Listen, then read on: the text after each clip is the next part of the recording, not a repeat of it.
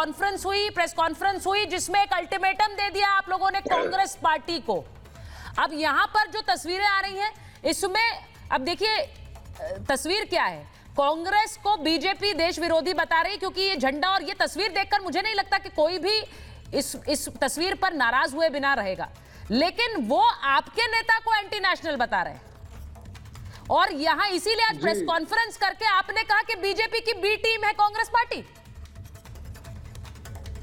जी वो इसलिए क्योंकि आप सबको पता है कि इंडिया अलायंस है और केजरीवाल जी ने जम के लोकसभा चुनाव में कांग्रेस के प्रत्याशियों के लिए कैंपेन किया, चाहे दिल्ली हो, चाहे चंडीगढ़ हो, चाहे हरियाणा हो, हर जगह पे उन्होंने कैंपेन किया। और सबसे बड़ी बात यह है कि कांग्रेस पार्टी के नेता केजरीवाल जी को एंटी नेशनल कह रहे हैं। आप सोचिए कि अगर केजरीवाल जी एंटी नेशनल थे तो भाई आप उनसे कैंपेन क्यों करवा रहे थे दिल्ली के अंदर, चंडीगढ़ के अंदर में, हरियाणा के अंदर में। तो ये जो बात है इन्होंने बहुत बड़ी बात कही है और ये साफ दिखाता है कि किस तरीके से भाजपा की गोद में ये कांग्रेसी खेल रहे हैं।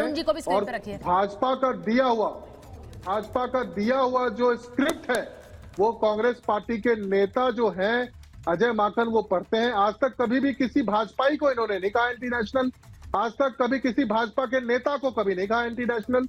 और जिस तरीके का इनका कैंडिडेट्स का लिस्ट आ रहा है और जिस तरीके से हम लोगों को के हवाले से खबर मिली है, आज प्रेस कॉन्फ्रेंस किया है दिल्ली के मुख्यमंत्री कि भाजपा इनके कैंडिडेट्स को फंड कर रही है। भाजपा कार्यालय में तय किया जा रहा है कि कौन से सीट से कौन उम्मीदवार चुनाव लड़ेंगे।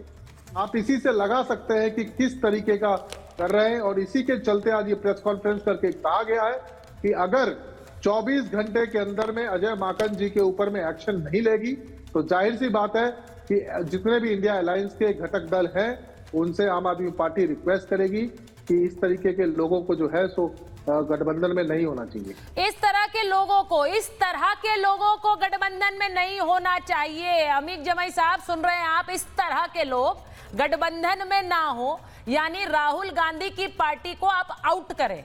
अब अखिलेश जी क्या सोचते हैं इसके बारे में? क्या कांग्रेस पार्टी बीजेपी के इशारे पर काम कर रही है? ये हो क्या रहा है? देखिए सुचेता जी, अखिलेश जी हमारे नेता क्या सोच रहे हैं मैं आपको बताना चाहता हूं। जी, वो ये सोच रहे हैं कि बीजेपी आरएसएस की जो अहंकार की जो गर्दन है उस पे जो बैठे हुए हैं वो आदरणीय केजरीवाल जी और आम आदमी पार्टी बैठी हुई है। इस अहंकार की सरकार की 2014 से लेकर आज तक कमल जो है दिल्ली में मुरझाया हुआ है, खिल नहीं पाया है। और आप ये सोचिए कि वहाँ की महिलाएं कितनी जागृति उनमें आई हैं, बुजुर्ग कितनी जागृति आई हैं। 3 दिन में मैं देख रहा हूँ कि 22 लाख महिलाओं ने, बुजुर्गों ने आम आदमी पार्टी की जो योजनाएं हैं उसका रजिस्ट्रेशन कर लिया है। और एक तरफ वो जो बाइकॉट वाले नेता हैं दिल्ली में, अब जानती होंगी राधिका तो और भी जानती हैं, बाइकॉट वाले नेता वो समुदायों को बाइकॉट करने का कॉल देते हैं, उनके घर से पैसे बांटते हुए भारतीय जनता पार्टी। तो ये साफ साफ दिख रहा है कि कमल दोबारा मुरझाने वाला है। केजरीवाल जी बीजेपी आरएसएस का रथ रोकें, यही अखिलेश जी की समाजवादी पार्टी का हम लोगों का एफर्ट। पर वो तो कांग्रेस का भी रथ रोक रहे हैं ना सर, बिल्कुल जायज बात है। कांग्रेस का भी रथ रोक रहे हैं। इंडिया अलायंस जो है, आप उस पर भी तो बोलिए। मैं समझ रही हूँ इंडिया गठबंधन के नेताओं की ये एक तरह से आस भी है। आपको मालूम होना, हाँ, कांग्रेस का रथ रोक देंगे वो। सुचेता आपको मालूम होगा कि हमारे गृहमंत्री अमित शाह जी बोलते थे कि नीतीश जी के लिए दरवाजे मैंने पूरी जिंदगी के लिए बंद कर दिए। बंद कर दिए। हेमंत बिस्वा को जेल भेजूंगा। भविष्य के गर्भ में क्या है हमें आपको नहीं पता है, लेकिन हमारा ये मानना है कि जो इंडिया अलायंस की स्ट्रेटजी है, जो अखिलेश जी मानते हैं कि वो राष्ट्रीय स्ट्रेटजी है। भारत का संविधान, देश, मुल्क, लोहिया, गांधी, भगत सिंह की बात आएगी तो हम लोग सब इकट्ठा होंगे। संजय जी ने नाराजगी जाहिर की है, भविष्य में क्या है ये तो हमें भी नहीं पता है, रखी जाएगी। लेकिन 24 घंटे का अल्टीमेटम आम आदमी पार्टी दे रही है। अब उस अल्टीमेटम पर तो आप रिएक्ट करेंगे क्योंकि आप एक बड़ा दल है उस इंडिया गठबंधन के। अब सबसे पहले जब उन्होंने प्रेस कॉन्फ्रेंस की तो सबसे पहले सवाल यही उठा कि अखिलेश जी अब क्या करेंगे भाई, लालू जी क्या करेंगे। मेरा सवाल इसीलिए क्योंकि भविष्य छोड़ दीजिए, राजनीति में क्या होता है हमें भी नहीं पता है, लेकिन 24 घंटे का अल्टीमेटम। सुचेता जो इंडिया अलायंस, हाँ सुचेता, इंडिया जो 24 घंटे का अल्टीमेटम ये है कि नरेंद्र मोदी, गृह मंत्री अमित शाह ने जो जुल्म दिल्ली के लोगों के साथ किया है, उसका खात्मा 24 घंटे में होगा, ये तय है। ये बड़ा डिप्लोमेटिक सा जवाब है Amit ji. Amit ji, this is a very diplomatic reply. नहीं, ये बड़ा डिप्लोमेटिक रिप्लाई है, क्योंकि अभी आप भी संभल रहे हैं। आपको पता है कि राहुल गांधी के साथ यूपी में हमारी गाड़ी चल रही है, भले ही आप फ्रंट सीट पर हैं, सब जानते हैं, वो पीछे साइकिल पर बैठे हैं, लेकिन वहां गाड़ी अलग चल रही है। दिल्ली में आप केजरीवाल जी को भी अपसेट नहीं करना चाहते हैं, लेकिन इस तनातनी में आप लोग बुरी तरह फंस जाएंगे। ये मतलब it's writing on the wall लग रहा है अभी कि ये फंसेंगे आप लोग। मैं एक बार मैं आ रही हूँ। आंध्रा में बिहार में भी तो गाड़ी चल रही है ना, कैसे चल रही गाड़ी? आंध्रा बिहार ना हो तो दिल्ली की सरकार, केंद्र की सरकार खत्म हो जाए। ये मैंने ये आप लोग आस लगाए बैठे हैं कि गाड़ी पंक्चर वहीं से हो जाए, आंध्रा में हो जाए या बिहार में हो जाए। मैं एक बार समीर जी आपके साथ, लेकिन पहले वरुण जी हो क्या रहा है? एक तरफ आप बीजेपी ने आज मोर्चा खोल दिया कांग्रेस पार्टी के खिलाफ। आप लोगों ने जिस तरह का एक मैप लगाया अपने अधिवेशन में, मैं तो हैरान हूं। कोई नेता देख भी नहीं रहा, अधिवेशन चला जा रहा है, you all are okay with it, चल रहा है। और दूसरी तरफ देखिए, अल्टीमेटम भी दे दिया आपको आम आदमी पार्टी ने अपने ही साथी ने। सुचारिता जी, आपकी डिबेट के छोटे छोटे हिस्से कई हैं कि अगर अनइंटरप्टेड टाइम मिले तो मैं जवाब जी बोले ना प्लीज। पहली बात तो महाभारत कब होती है? जब झूठ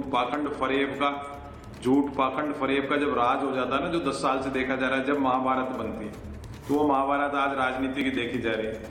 अब आपने बात करी आम आदमी पार्टी, जो अन्ना आंदोलन से उपजी थी, जिन्होंने शीला दीक्षित के खिलाफ कितने आरोप लगाए थे, तो उससे उपजी थी। लेकिन जब राष्ट्रीय समस्याएं आई, देश की समस्या आई, राजनीतिक व्यवस्था को, संवैधानिक व्यवस्था को खत्म करने की बात आई, तो सारी पार्टियां जिसके लिए कह रहे हैं देशद्रोही सब एक देशभक्ति के परिचय देते हुए सब एक हो गई। इंडिया अलायंस बना था राष्ट्रीय समस्याओं के लिए, राष्ट्रीय लेवल पे लोकसभा चुनाव के लिए।